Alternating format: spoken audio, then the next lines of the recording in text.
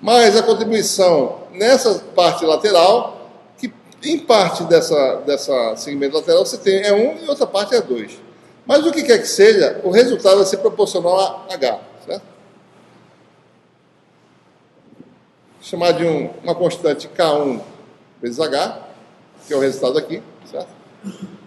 Mais um resultado que vai ser nesse outro segmento, depende de como o campo varia, mais um K2 vezes H, né? Então esse é o resultado da circulação, isso aqui tem que dar zero. No limite em que H tende a zero, de forma que eu determine a conexão entre E1 e E2, se você calcular o limite disso, né? Limite de quando H tende a zero, do que está entre colchetes aí, isso dá zero, tá certo? Ora, no limite, quando isso aqui tende a zero, isso aqui vai para zero, né? A circulação, a integral de linha no segmento compensado dá zero, isso aqui também, sobra só esses dois, e você tem ΔL em comum aqui, então você tem essa primeira propriedade, né? E1 escalar T igual a E2 escalar T na interface. Não é em todo espaço, só na interface. Então, os campos, o campo elétrico se amarra dos dois lados da interface dessa forma. A única coisa que eu posso informar para vocês da equação circulação é que o campo tem componente tangencial contínua, certo? É isso que você está dizendo aqui, né? É tangencial, é uma função contínua na interface.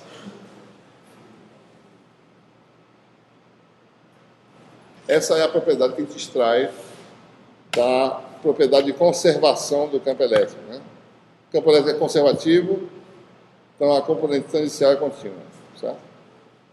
Isso é válido, inclusive, no caso dinâmico, né? Vocês vão ver em Eletromag 2 que isso também é verdade, mesmo para campos dinâmicos. O campo tangencial é contínuo. Mesmo que ele não seja conservativo, o resultado é que o campo tangencial é contínuo numa interface, né? É o resultado mais geral, certo? O que quer dizer isso? Vocês podem não estar ainda entendendo porque eu estou falando contínuo, né? Contínuo porque a função, se você plotasse a função campo tangencial, certo? E cruzasse do meio 1 para o meio 2, olhar só para essa componente, né? Suponha que a gente olhasse para essa função campo tangencial. Suponha que a coordenada normal seja essa aqui, certo?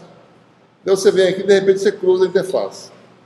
Fizéssemos um gráfico do campo tangencial versus a coordenada normal da interface. Aqui está a meio 1, né? Do lado de cá, meio 2. O que nós estamos dizendo, a continuidade quer dizer isso, que essa função, ela varia, certo? E ela se emenda para a próxima função campo tangencial de forma contínua, certo? Não quer dizer que a derivada é contínua. Pode ser descontínua a derivada dessa função, mas ela em si é contínua aqui, certo? Ela se emenda, pode se emendar com um bico, talvez, com derivada descontínua, certo? Mas a função em si é contínua. Então, quando ele fala assim, o campo é contínuo, ele quer dizer, o campo tangencial é contínuo, ele quer dizer, a função campo tangencial, se você traçasse um gráfico, ia ser contínua na interface. Muda de comportamento de repente, mas é contínuo, certo? É essa propriedade que diz, né, que o potencial é também contínuo, né? A gente sabia disso já, mas essa é uma das consequências para o potencial é que, se o campo tangencial é contínuo, o potencial é contínuo. Vamos ver por quê, só rapidinho aqui, né? Interface, né? 2 pontos, certo? Φ2 e Φ1. Então, o potencial, ele está variando aqui, varia aqui. Como é que ele se emenda aqui, né? Ponto A e B, certo? Ora, Φ2 no ponto A é igual a Φ1 no ponto A, certo? Φ2 no ponto B é igual a Φ1 no ponto B. Então, essa diferença Φ2 menos Φ1 também é igual a Φ2B, né? Menos Φ1B menos Φ2A é igual a Φ1B menos Φ1A. E se isso aqui é um comprimento ΔL, se eu dividir por ΔL, eu tenho o quê? A derivada tangencial, né, do campo de um lado é igual à derivada tangencial do outro. O que quer dizer isso? Componente tangencial do campo de um lado é igual ao componente tangencial do outro. Tá? Ou seja, ΔΦ2, é isso que ele está dizendo aqui. A diferença dos campos, ΔL, é igual a ΔΦ1, ΔL. Né? A componente tangencial 1 é menos ΔΦ1, ΔL. Exatamente isso. A componente tangencial 2 é menos ΔΦ2, ΔL. Então, continuidade potencial implica também nisso aqui, e vice-versa. Certo? Diga. Você fala da tangencial, ou a projeção na tangente. Você está pegando você está fazendo a derivada do seu vídeo em qualquer direção. Em qualquer direção. Qualquer que seja a direção. Qualquer que seja a direção. Eu estou dando uma direção específica. Mas eu não estou dizendo que direção é. Pode ser em qualquer direção do plano. Tá? Não importa. Por isso que eu estou dizendo inicial. Certo? A derivada em relação à coordenada numa determinada direção dá a componente do campo nessa direção. Né? Que é a interpretação do gradiente. Certo? Ok? Pessoal, qual é a implicação, uma outra implicação disso aí? É essa aqui.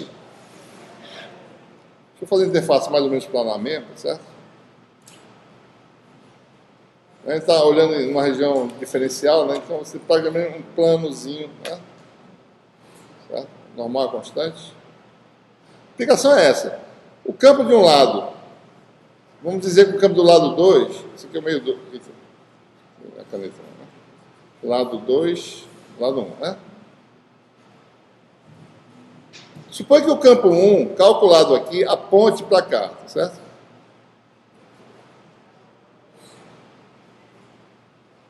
E, pessoal, não se confunda com esse desenho não, né?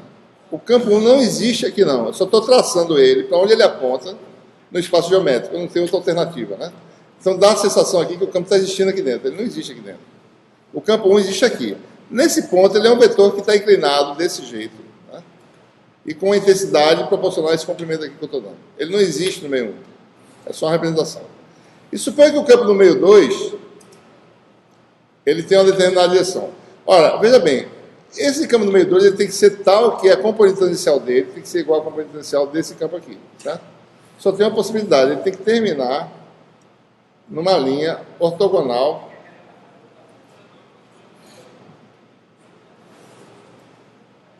né? Em qualquer lugar, certo? Ele vai terminar num lugar específico, mas ele tem que estar amarrado, né, a terminar nessa extremidade dessa linha. Por quê, né? Porque ambos satisfazem a condição, né?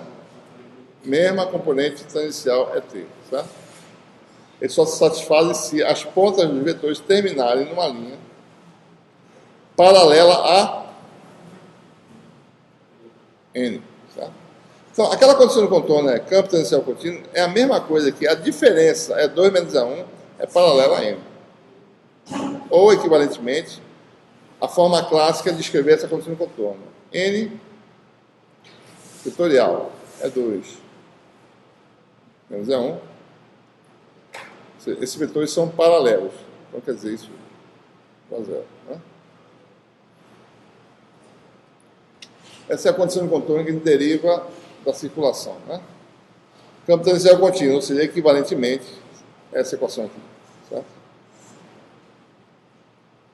Ok? Bem. Então, temos a primeira condição de contorno e nós sabemos que, para o nosso caso, no capítulo 3, a gente vai usar isso de forma... Ele não vai usar essa equação. Ele vai usar essa aqui, ó, potencial na superfície de contato é igual ao potencial 1 na superfície de contato.